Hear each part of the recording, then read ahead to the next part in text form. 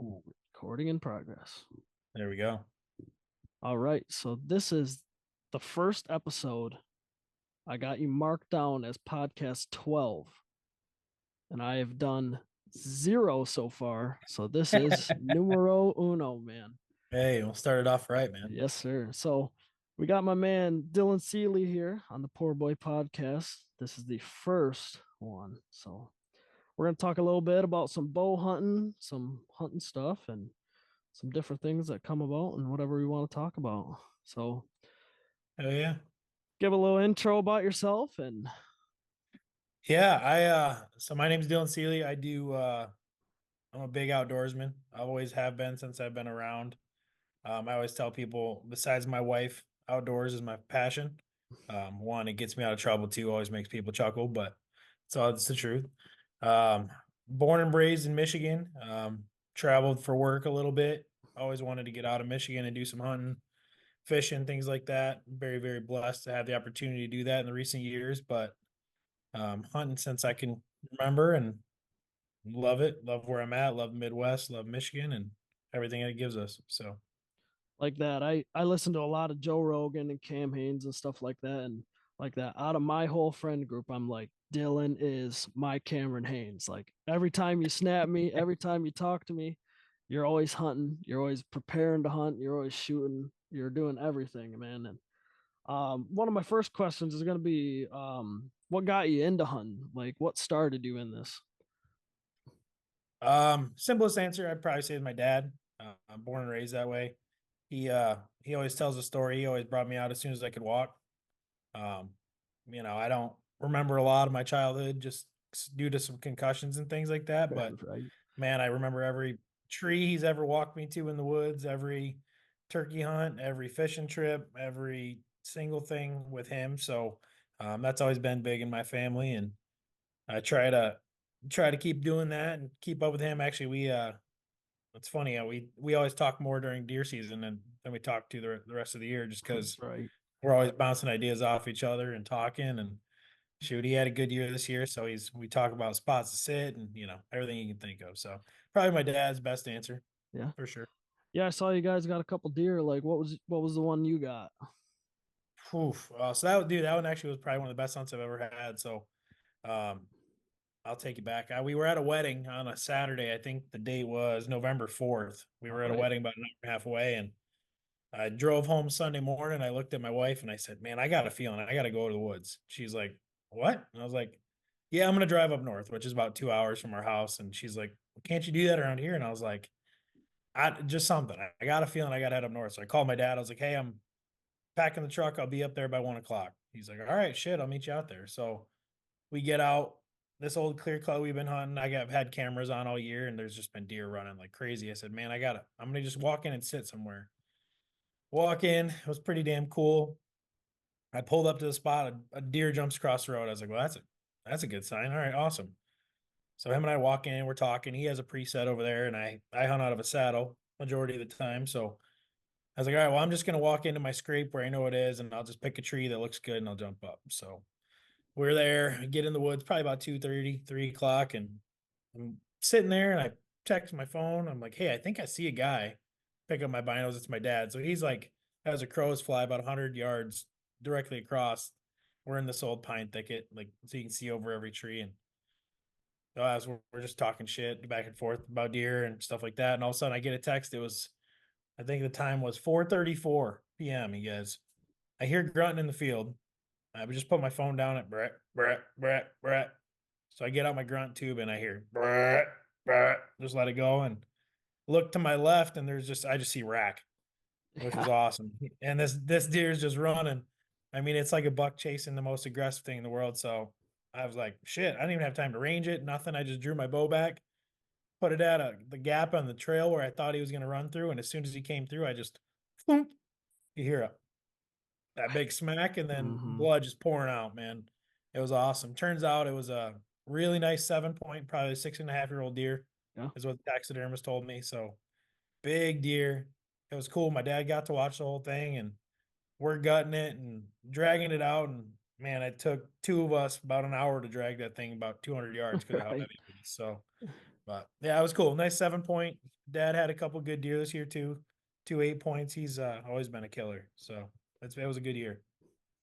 Like that. What gets you into archery more than rifle hunting and stuff like that? I know you're huge into archery hunting. You're always practicing almost every day and in the off season too. And I was just wondering Yeah, what's up with that. I think for me, it's a challenge to it. I found that it's a craft more than anything.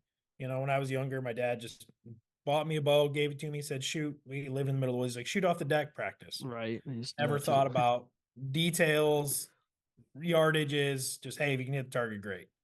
And I be honest, I didn't shoot a deer with my bow until about 3 years ago. Okay. Yeah. It was just something I never did. I didn't through college. I didn't have a lot of time to go sit in the woods during bow season because I was a young dumb college kid or doing sports and partying with my friends on weekends versus being in the woods. And then when I turned, I was probably 24, 25, I really like committed to spending time in October and November out in the woods. And man, it is a craft. Nowadays you can go down a rabbit hole. I don't know if you just listened to the Cameron Haynes Joe Rogan podcast recently, but man, the releases, the arrows, the Uh-huh. bow types, the draw length, like now it's a science more than anything, which I think just gets me going. But if you're not on it, you're off by a lot. Like So that. I feel like when people do get into it, they do get addicted. Like you say, Joe Rogan and them too. He yeah, started hunting a few, or I'd say like 8 years ago, but yeah, he only hunts elk and tries to hunt with bow and yeah, dude, it's different awesome. skill And set. even like during rifle season, I'll take my bow out every once in a while just because I had this conversation with my wife and my dad earlier this year, and it's nothing against gun hunters. I say, I put all this time, this effort, this planning, the strategy into where Right. I'm going to sit, time of the year, all this. But by the time a gun gets in my hand, I just feel handicapped. I feel Yeah. stupid, Yeah. because people are like, oh, I'm going to go somewhere I can see 500 yards. And how often do people actually go shoot 500 yards in their backyard? Oh So it's yeah. like, for me, I was like, I just need to simplify it and go Yeah. back to my roots because, hey, a gun can shoot 5 feet, a gun can shoot 500 feet. As Yeah. long as you're on, you're on. So it really changed my perspective. I use it. I think of it a handicap because you want to get out there and just shoot as far as you can because it's the Yeah. rut and all this other stuff. But I do feel like it is a lot more challenge too, for sure. yeah, no doubt. So that takes me into it's the total archery challenge, right? You did that a couple years ago. How was Yeah.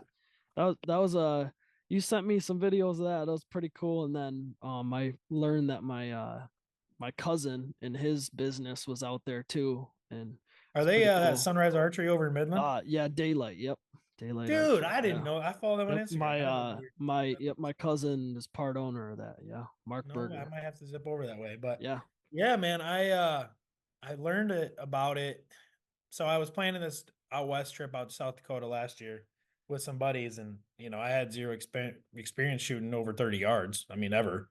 And I really dove into it. I had a couple buddies that were coming with me out of South Dakota, and they're like, "Hey, man, we got a big group going up. We're doing this total archery, this tack thing." And I'm like, "What the hell is Yeah. that?" And it is the coolest, most like community aspect of archery you'll ever have, man. Like people of all ages, all types, all body weights, you name it. Kids going out there with little stick bows to ladies shooting 80 to 100 yards. Like it is really, really cool. Um, I did that and got my butt whooped a couple days. We were actually Yeah. with some people who shoot 3D archery competitively, and it Okay. definitely showed. I got my ass whooped quite a bit, but man, it's you. They say aim small, miss ball when you're aiming out at 100 yards with the bow, hoping to hit something the size of a baseball. It puts a challenge. So we did that. That was a good 3 day trip. I think I hiked like 26 miles in those 3 days, just up and down the hills over at Right. It Crystal was Mountain and it was pretty shooting. And hot too, wasn't it? It was the middle of the it was summer, wasn't brutal, it? man. I think it Yeah. got up to like 80 degrees, 85, something like that. Right. But it's something I'd recommend. I actually have a few other friends that this next year, we're going to probably get a group going that truly, I think it's part of that addiction, man. Once you go and you see the people there, you meet the individuals, you talk bow hunting, you talk deer hunting, hearing their stories for years. Yeah. It kind of sucks you in, and it's a cool experience because every name in hunting I feel like is there now. Right. I saw it was Black Rifle Coffee did that a couple years ago. I don't know if they do it every year, but they were at some event out by them, I believe, and they had a big 3D hunt. That was pretty cool. Yeah, they typically are a big sponsor for that stuff. I actually just listened to Evan Hafer and Joe Rogan today. Actually, Yeah, their podcast, and they're huge in the outdoor space. I think one, it's veteran owned, so that's really really cool. yeah. The other part of it is like they just love to give back to people, and I Oh think, yeah. I mean, I remember there's this raffle they do every year at TAC where you buy like $50 ticket, it gets you in, and you get, yeah, I don't know, a cup or something like that. But it's a big auction. It's all veteran led donations and stuff like that, and it's pretty damn cool. We have about, I think it's over 1 million views on that tack video that Oh no shit. yeah, on Rough So Life, I believe so. funny story about that Uh, one. So I know that big whack. yeah. So it was a black bear target at 92 yards. And I remember it to the T because I was the first shot. You know, we always drew each one who's shooting what and drew back, and damn, it felt good. And arrows going, all of a sudden, boom, you hear a big swack. One didn't hit where I thought it did, but I hit the post in the Oh target. yeah, yeah. Yeah, and it broke the arrow. But I got to do a follow up shot afterwards, which I ended up hitting. I think it was a 10 ring, but it was pretty cool. But yeah, it was a cool experience, and I actually shot a red stag. I think I have a video of that too. That was at 123. I did 12 ring that one. That one was Yeah. cool. But yeah, 1 million views. That's nuts, man. Yeah. I think it's at like 1.1 or something like that. I kept looking at my Facebook feed for my Rough Life stuff. I'm like, what the heck? How many views? How many views? How many views is that? Just blew That's a up. good feeling, though. That's cool. So I do stuff on Instagram with my Rough Life stuff and Facebook and all that. And you actually got into it also with its primetime whitetail Yeah. and like that. I like seeing we kind of collab on stuff and do all this and that. And I was wondering what came about and how you started the primetime whitetail. How'd you Yeah, get the man. idea So a for lot of that? it, I got to give you some credit on there. You know, I think you and I had really hit it off when we Yeah, met. yeah. Um, you know, self filming and photography and stuff's always been big in the outdoors, but I think in the last 5 years it's really taken off. Hmm. And I've just, again, I've been obsessed and attracted to the outdoor space. So, you know, I even this year I tried to take a rain. I got that GoPro from you and Yep. recorded some hunts, which was really, really cool. But dude, it is hard. I give Yeah, credit it's yeah. to everybody in the outdoor space that does it. I got some friends who are pro staff for Lone Wolf Custom Gear, and man, they record all their stuff, and I'm like, gosh, it is just a little too much for me. Right. But yeah, really, I got into it just because of you, and I think it's a good way to get awareness out there and just show like the real reactions of it. Like people talk about, man, why you shoot animals, this and that. I have a coworker at work, she's pescatarian, Yeah, and I okay. brought her some venison from the deer that I shot, and she's like, "Oh, was that deer you eating that?" And I was like, "Yeah, it's delicious. Like I just Yeah. killed it last week." And I got her to try it, and she's like, "This is better than I expected." And you Yeah. know, it's So one, it's I always cool. think of the like the business our gatherings and you bring in a big crock pot and you no one really knows what kind of meat's in it. You're like, this is Yeah. venison. This is the deer that I killed. And Yeah, actually, my mother-in-law, that's how I got her on the venison. About like 2 years ago, we had a pot of chili on Sunday, and she ate like 3 bowls, and I was like, "Man, isn't that good?" She's like, "That's so good." I was like, "Well, right. venison." And she was a little pissed, but now she asks me for meat, and I give her some every time I kill a deer or something like that. So, um, yeah, it's just cool to see the reaction of people when they dive into it, like the way we take it so seriously. You Hmm. know, my I took 2 years ago, I took my best friend Kyle and my wife out hunting for the first time ever. So it was a very raw experience. I gave them, they both had a bow, they both practiced. I took them both out, and for like a year, I really focused on taking them. My wife, I was very lucky to watch her shoot her first deer. Shot it with a compound bow at 6 yards, perfect hard shot. It ran 12 yards and died. Like super emotional moment. I cried, she Yeah. cried. Like, and I told her, I was like, hey, like go up, have a second with the deer, say thank you. It's a really, really spiritual moment. So that was really cool to share with her. Same thing with my buddy Kyle. He shot his first deer, and watching us drag it out together. And I was like, dude, this is what we do it for. Like, Yeah. Yeah. this is That why we do experience. this. And he's like, it was cool to have him go home with a box of meat. Just, damn, I love it. Now he just moved to Texas, and he's like, I wish I had some venison down here. I was like, He needs to get hunting out there. They got a yeah, lot of well, deer down the there. rattlesnakes down there are Oh freaking him yeah. quite a bit. Yeah. So, I think we're gonna plan an Oklahoma hunt here in the future, Hey, just because there it's you over go. the counter. But Yeah, we'll my see. dad hunts almost every November. He hunts South Oklahoma. It's Atoka, Oklahoma. Yeah, So, it's a right cool on the state, Red man. There's a River. lot of cool deer out there, and Oh they love yeah. it. So, Yeah. So, what is your best or worst moment of one of your trips or hunts? all right. We'll start with best. I'd say recently. That hunt with my dad, I'd say probably top two. Yep. Okay. The deer was less than, I'll admit. It was a nice deer, but he was kind of funky. Okay. But just the story that I told, talking to my dad, and I got the deer mounted. I took Yeah, it, got a yeah. full shoulder mount. I was like, I was really hesitant, but my dad's like, man, that story was cool, and you know, I this is gonna go down a hole, but you look at that time with the people you hunt with, the deer camps and things like that. That's gonna come to an Right. end. Oh yeah, it Um, does. Yeah. and we our deer camp up north, up by Travers, man, we lost a generation this past Mm-hmm. year. A couple people died, and so it just getting Yeah. smaller and smaller. And I was like, you know what? I'm gonna get this fucking deer mounted. Great Yeah, story, yeah. great time with my dad, and like cool stuff like that. So probably that, and my wife's first deer was probably top two.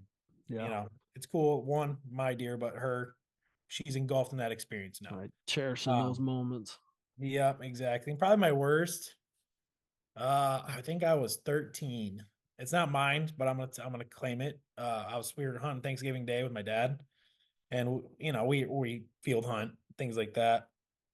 It was like right at daybreak, and all of a sudden, boom! I just fell asleep when I was 13, and my dad's like, "All right, let's go." And we get up and run after this deer. He ended up shooting it way back.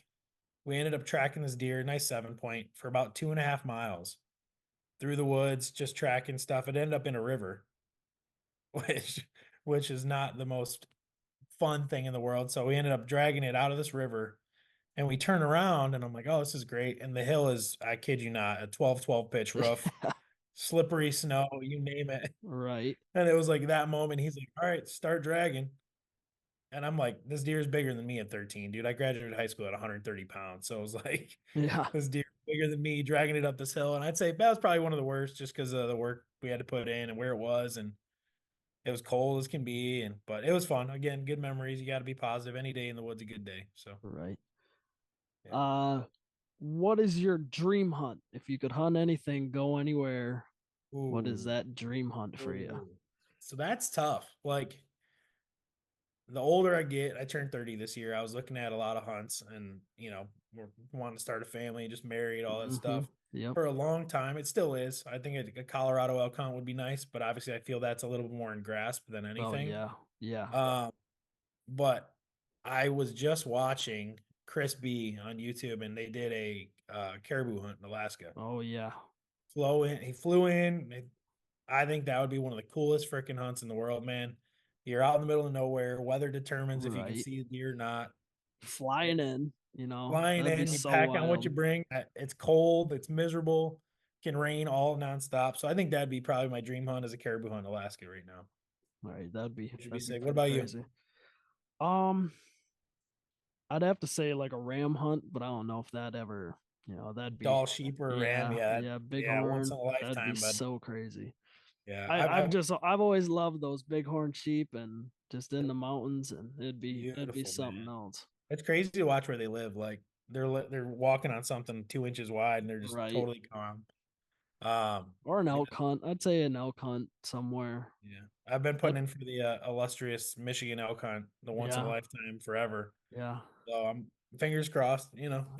Like that. I feel like an elk hunt would be wild because you can if you do it right, you can get so dang close and they get they could be 5 feet away from you and not even know. Yeah, well, that's the thing, man. I Crazy. hear a lot about elk. They live more off of like their nose than Yeah. anything. Oh yeah. So you can be loud in the woods. I got a buddy who just moved to Colorado last year to hunt, to literally elk hunt. He just moved out there because he wants to do it every year, and he's like, man, they're kind of dumb. Like Yeah. they're big animals, so you don't have to like tiptoe like whitetails, but you just watch your wind, and you can get close. Like that like their eyesight isn't too good either, right? Right. So I mean, think about it. basically Their if eyes are you're on the side of their yeah, head. Yeah. if you're standing like a tree, they're gonna think you're a tree. You blend Yeah. in So good. it's cool. But then you hear these stories of like Joe Rogan and them Yeah. going like 7 yards. It's like, Yeah. holy shit. Well, I was just listening to them and they were like, I didn't want to shoot because I didn't know what range it was at. Like I had it Yeah. marked at 20 and then it might have been at 10 and I might have missed. Like, Yeah, it's kind of nuts. And like there's a hunting public video that I really like that the guy they do with the bow.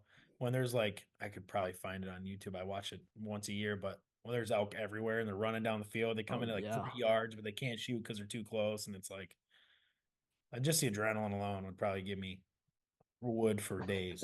Right. Whoa, this screaming. Oh, Yeah, that'd be crazy. no, that's awesome. My dog, so Moose, when he was a puppy, he would bugle back at the TV.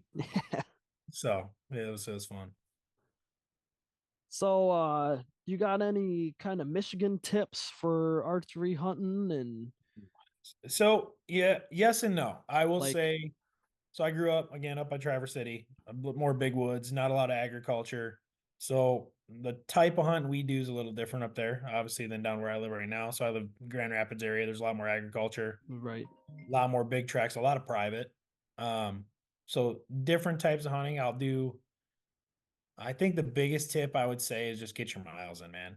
Um, that's something I didn't do a lot when I was younger, but just going out in the woods, finding sign, going to see how deer move. Even this time of the year, like once season's done, January, like go out and look where the tracks are at. I've had a lot of success this previous year and then the year before that with going into spots I've never been before.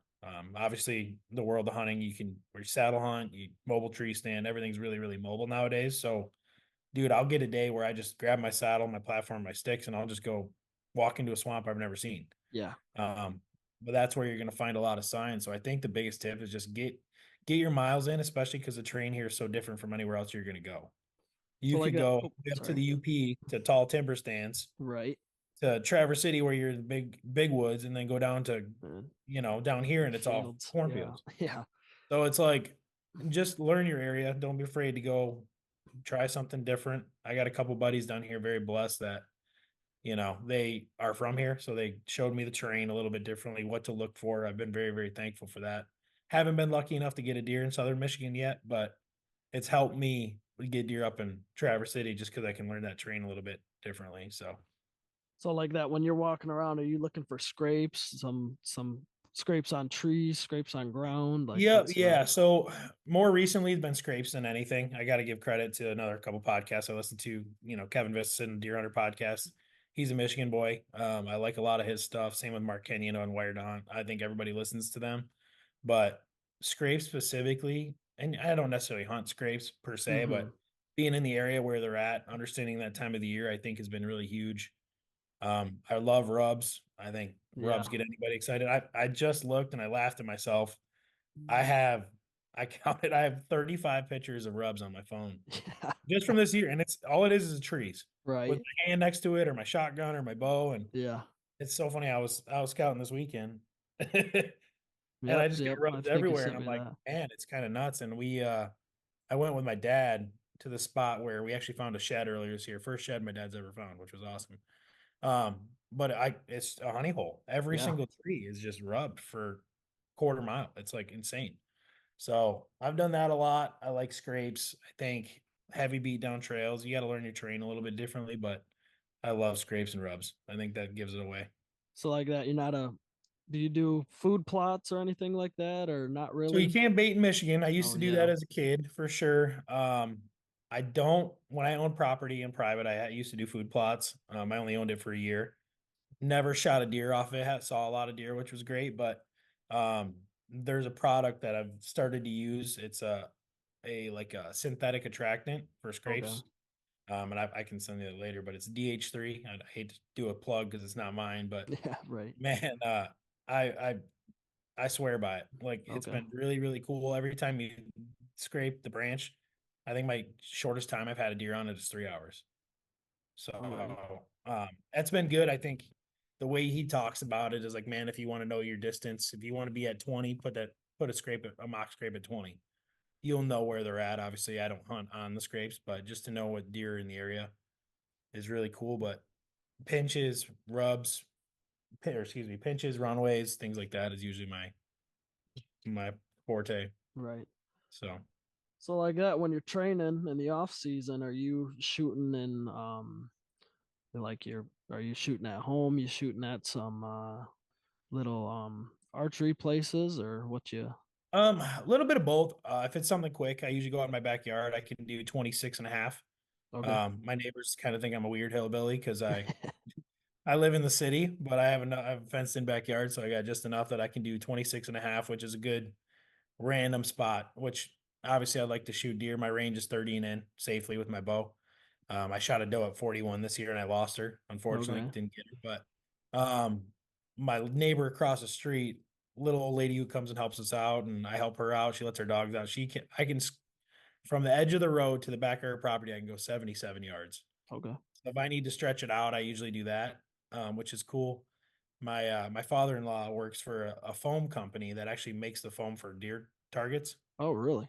So, dude, I got blocks of foam at my house. I just spray paint Sick. circles on it, and Right. yeah, it's been pretty cool. He loves it. And he's like, "Hey, if you need," and I blow the hell out of him because I shoot him so much. He's like, "Yeah, let me know when you need a new block, and I'll get you some." So, but there is a range that I go down just around the corner from my house when I get a new sight on the bow. It goes out to 40, so I do 20, 30, 40, which is good. Um, Nice to get inside, get out of the weather. It's quiet. They don't charge me to shoot, which is nice. Usually just use that range just to sight in bows, but I go in there quite a bit. So it's nice to have them and talk to them and just have a professional's opinion on stuff too. I'm only so good. I like to tinker, but I don't. Right. I've had a bow almost explode in my hand, like my D loop snap and zip at the bow and hit the freaking sight, just kind of blow up in my hand. So I always like to be around some professionals. Dude, I always used to have where I pulled back, I didn't get my arm turned, my elbow Ooh, out, and I would always smack that just the dude. meat right on your forearm. Well, Oh, like what I used to do the same thing where you like push the bow and you feel like uh-huh. it's actually like a lever. You kind of rotate your scapula back. I watch a lot of Yeah. videos of archery form too, and it's changed kind of like how you sit, how you settle, and your anchor point and stuff. Right. Again, geeking out on it, but like Yeah. I like to be around people that know what they're doing in case something like that happens. Yeah. Because then I got my new bow last year too, and I was just, dude, I mean, like at the shop still, the guy's like, "Hey, let's shoot it a couple more times, see how you feel." He went in the back to work on another bow, shot it three more times, and the string came off the bow. Yeah. Yeah. Had some cam tilt, and I'm like, he's like, Yeah. "How the hell?" I'm like, "I don't know, but Like that. I've had a bow sitting in its case and the string just popped. Like get it yeah, you get look back into it and you're like, huh, or a broadhead hits it or yeah, something, or I've yeah." heard I of actually so got to many go. people It's throwing, scary. throwing their stuff in the truck and then they're like a cam is like off or something. Yeah. Oh, well, dude, actually, so that for sure. But I actually saw this thing where you can hang your bow using like over the back of your car seat. You know how girls have their purse hooks or Mm-hmm. whatever. I Okay. hang my bow on that now. So when I'm driving, it's not in a case, it's not gonna it's just hanging there. Yeah. So that's been easy in and out. It's super smooth. My back seat looks like a closet all deer season, but that's all right though. So All right. So this is one of my favorite stories ever. I get these random snaps from my buddy Dylan. He's at a Hardy concert, jamming, screaming. And all of a sudden, he sends me this video, zooming in on the mic stand, and Hardy has my one of my Rough Life hats hanging from his mic stand. Let me hear about that progression. dude, yeah. So I fucking love Hardy. He's one of the best concert I've ever been to in my life. He's Like so I'm a awesome. Kojo fan, love Zach. Like I love everybody really like right now, but Hardy was the one, like the whole building was banging. Oh So yeah. my wife and I were there. We actually bumped into this couple from Ohio. They've been to like his concert like 8 times. Getting tuned up with them. They're buying drinks. We're buying drinks. I'm like, all right, whatever. Wife and I are having a blast. And I'm like, shit, I think I can throw something up there. And I just obviously the drunk thoughts go through my head. Yeah. And I'm like, what can I fuck it? And I just grab it. I reel back and I just whip it, dude. And I mean like I probably hit the dude in the front row in the back of the head. But very thankful the Midwest is the way it is. They grab it and they toss it right up to him. And it was freaking awesome. So he grabs it off the ground, which is cool, puts it up on the mic stand, and it was there all night. So I took a bunch of pictures for you Yeah. and stuff, but like I was kind of hoping he was going to keep it. So I go up at the end of the night. He's leaving, he's off stage. I was like, dude, I wonder if I can go up and get the hat signed or something like that. because obviously I have pictures of me wearing it all night. I Yeah, got pictures of yeah, everything, and I was kind of hatless, but worth it. that's all right. And I can always get the you another one. the negative of the story, besides the pictures, was that the security guard just tosses it to the crowd. So I go to the lady, I'm like, hey, like that's my hat. Do you mind if I get my hat back? And she goes, the fuck it is. This ain't your hat. And she like shoves it behind her. And I was like, no, it is. Like, here, I have a picture of it on my head from like earlier. And her husband gets away. He goes, back off. That ain't your hat. And That's so wild. I'm like, dude, all right, you can keep the hat. It ain't worth the brawl, but I got what I want out of it. And Yeah. you got some pictures of it, which was sick. I hope somebody else did too. Hey, So hopefully that had some impact, but it was cool as hell, man. I was geeked. I got it had an impact on me. That's pretty awesome to see that up there because he always has that nothing fancy stuff and Yep. all And that, and I'm that's like, the same thing, man. It's like there's mm-hmm. no reason that Just those smaller things can't get recognition yeah. like that. So I tried to give I remember Aaron Lewis played in that Midland, the Center for the Arts. He had a little acoustic concert and yeah, I had a hat and I tried to give it to him after the concert. I think I gave it to one of his people that might have made it back to his green room, but I don't even know if it ever got to him. Like he yeah. might have it, he might not, who knows, but Who it's a cool knows? Well, story hopefully one too. day you Yeah. see it, see somebody wearing it. And that's the thing. It's like just that exposure. Just Yeah, yeah. it's cool. And if anything, it's humble. It's a gift, Right. for Yeah. appreciation what they do, which is cool. But it's funny you say Aaron Lewis. My wife's a huge Aaron Lewis fan. She's been to like 8 concerts. We have his Yeah. tour thing signed in our basement. Like she's a huge Aaron Lewis fan. So He's awesome. yeah, he's pretty All damn right. good. So man, thanks for your time. A little bit Yeah, talk a little bit tonight. I think we've been talking about for absolutely. about 40 minutes, an hour more. That ain't bad. I Uh got a question for you to finish though. yeah. Favorite after hunt drink? Ooh, probably some whiskey. That's Some kind kind of of whiskey. that's kind of what I was Yeah. thinking. Yep, A a little nice shot, old a little fashioned or shot. hot toddy. Yeah, shot for the boys. A couple beers. Yes, Yeah. sir. All right. Hell yeah. All All right. right. We're on the So same page there. yeah. So why don't you give out your social medias and where people can find you at? Yeah. So I usually just stick to Instagram. I haven't had Facebook in a while, but it's Prime Time Outdoors. The hyperlink is primetime_whitetail, just because everything else was taken. And Right. then my personal page is Dylan_Seeley1. I'm not a pro by any means, but I love to talk hunting and Hey, outdoors. So you want to bullshit, yeah. reach out. Like that. This podcast, I've been thinking on it for a little while, and like that, I just have so many friends that do a lot of interesting things like that. You're hunting. I have a buddy that's a pro fisherman. I have some buddies out west that elk hunt. You know, I have Yeah. some fishing buddies on charters down here and like Shit. that, all Hell this yeah. rodeo stuff. So, hey man, I'm just trying to get everybody on and like that. It's gonna lead to something and like that we can have another conversation. We can actually I hope we can sit down sometime, maybe in the garage and Well, we can have a make it few happen. beers and Garage you beers. know, I gotta finish decking out my garage and come up and yeah. crash and hang out. All right. Well, thank you, man. Nice talking to you. You too, buddy. I'll talk to you a little later. Yeah. Anytime. Yes, sir. Well, have a good night. You too. See ya.